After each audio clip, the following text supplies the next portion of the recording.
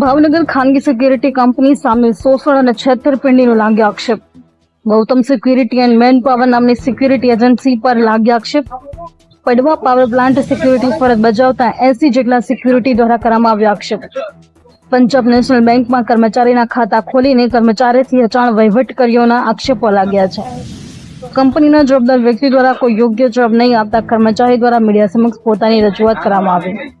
તેમજ પંજાબ નેશનલ બેંકના મેનેજર દ્વારા પણ ખાતા ધારકોને જવાબ નહીં આપતા હોવાનો આક્ષેપ. સમગ્ર ઘટનામાં બેંક મેનેજરો અને પંજાબ નેશનલ બેંક સંસ્કાર મંડળ શાખાના મેનેજર દ્વારા કોઈ ભ્રષ્ટાચાર આચર્યો હોય તેવું લાગી રહ્યું છે.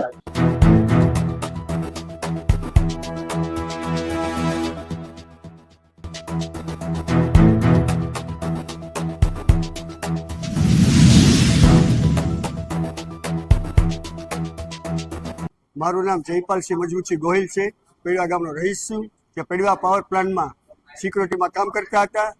ગૌતમ સિક્યુરિટીમાં જ્યારે અમારા સ્ટાર્ટમાં મેં રાખ્યા એટલે ખાતા ખોલાવવા માટે અમારી જાણ સહી લીધી. દેશી બેંકમાં ખાતું ખોલાવ્યું. અમને કોઈ એટીએમ પાસબુક કે ચેક મળ્યા નથી. કંઈ તો વ્યવહાર કરતા હતા અને અમને કોઈ જાતની પગારની પણ ખબર નથી. અત્યારે કોન્ટ્રાક્ટ પૂરો થયો, પાછા લેવા માટે આવ્યા. તમે ચોખ્ખી ના પાડે છે એ તમને નહીં મળે.